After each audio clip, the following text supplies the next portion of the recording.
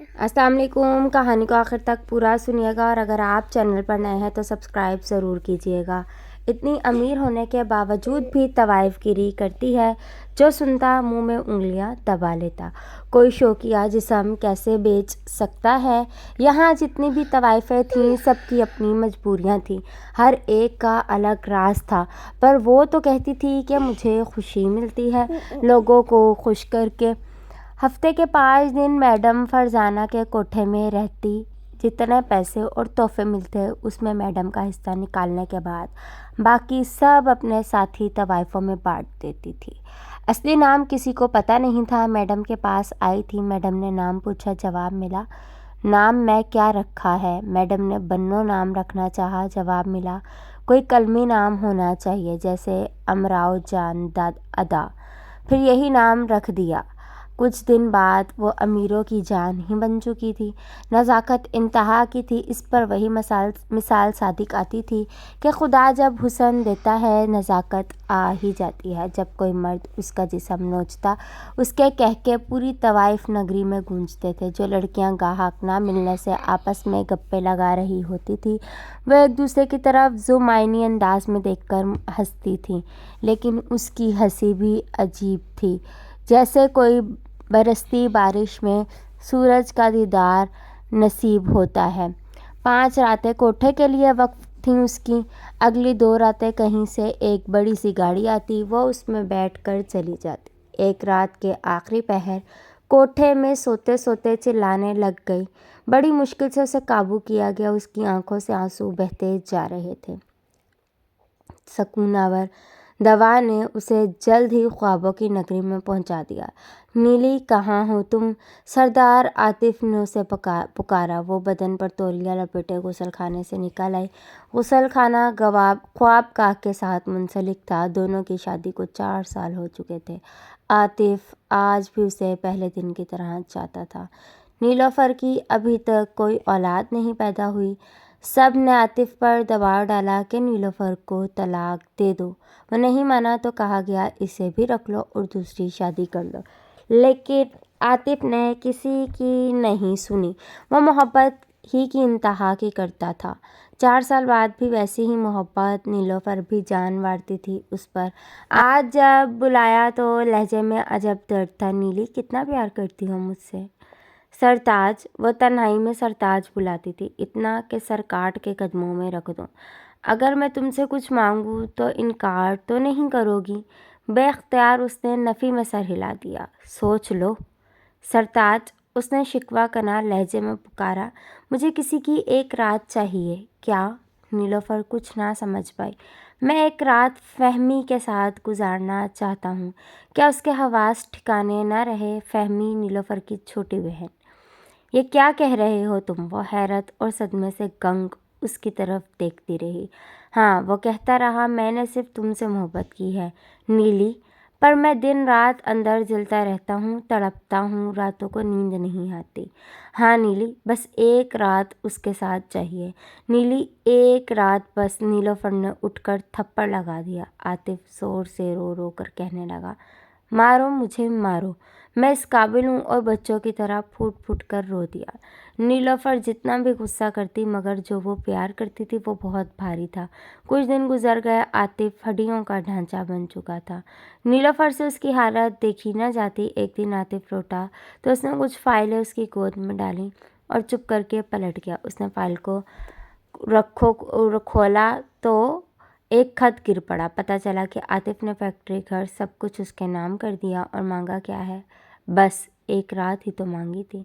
कुछ अरसा गुजर गया। पता चला कि सबसे बड़ी खुशखबरी मिली है, यानी नीलोफर हमल से है।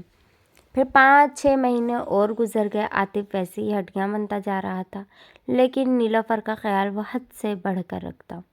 उसके बावजूद आतिफ के चेहरे पर मुस्कान नहीं आती थी। फिर एक दिन आतिफ ने कहा कि नीली, अब फहमी को घर बुला लो, वो तुम्हारा ख्याल रखेगी। नीलोफर कुछ ना समझते हुए बहुत कुछ समझ गई, लेकिन कभी कभी कुछ रिश्ते बचाने के लिए कुछ रिश्ते कुर्बान करने पड़ते हैं।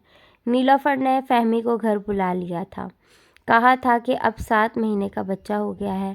عاطف تو سارا دن باہر ہوتا ہے، کوئی تو ہو جو میرا خیال رکھے۔ فہمی سارا دن چہکتی رہتی تھی، کہتی نام فہد رکھنا ہے، پھر اس کے کپڑے سیتی، کئی جوڑے کپڑے بنا لیے اس نے، سارا دن فہد فہد کا نام لیتی۔ ایک رات نیلوفر نے فہمی کو عاطف کو کھانا دینے بھیجا۔ عاطف بیڈ روم میں بیٹھا تھا۔ فہمی واپس پلٹنے لگی تو دروازے میں نیلوفر کھڑی تھی۔ عاطف نے چونک کر اسے دیکھا۔ بس ایک رات، نیلوفر نے سرد اور سپاٹ لہجے میں کہا۔ فہمی کچھ نہ سمجھتے ہوئے بولی، باجی یہ ایک رات کون سی ہے؟ اسی وقت دروازہ بند ہو گیا، باہر سے کنڈی لگنے کی آواز آئی۔ فہمی کچھ نہ سمجھتے ہوئے بہت کچھ سمجھ گئی، دوڑ کر دروازے کے پاس پہنچی تھی۔ باجی دروازہ کھولو پلیز، باجی دروازہ کھولو، باجی دروازہ کھولیں نا پلیز باجی۔ اس کے رونے کی آوازیں آ رہی تھیں اور باہر نیلوفر اندر ہی اندر گھٹ گھٹ کے مر رہی تھی۔ غم کی شدت کے اس کے رونے کی آواز کو ہی گلے میں دبا دیا تھا۔ 2-3 گھنٹوں بعد عاطف کی آواز آئی، دروازہ کھول دو۔ نیلوفر کو دروازہ کھولتے ایسا لگا جیسے ہاتھ کام نہ کر رہے ہوں۔ عاطف نے باہر آتے ہی نیلوفر کو چومنا شروع کر دیا۔ نیلوفر جلدی سے اندر بھاگی۔ فہمی بستر پر پڑی تھی، بالکل برہنہ، کپڑے نیچے پڑے تھے۔ اس نے جلدی سے کہا، فہمی مجھے معاف کر دو، میں مجبور تھی۔ اس نے فہمی کو کپڑے پہنائے۔ فہمی جیسے سکتے میں پڑی تھی۔ اٹھو میری بچی، شاباش، مجھے معاف کر دو۔ باہر کہیں پانی گرنے کی آواز آ رہی تھی۔ عاطف نہا رہا تھا۔ نیلوفر نے فہمی کو زبردستی کھڑا کیا اور بیڈ سے پاؤں نیچے اتارے۔ ایک دم سے فہمی نے باہر چھلانگ لگا دی اور گھر سے باہر نکل کر کہیں اندھیرے میں گم ہو گئی۔ نیلوفر باہر کو لپکی، کہیں بھی اسے فہمی نظر نہیں آئی۔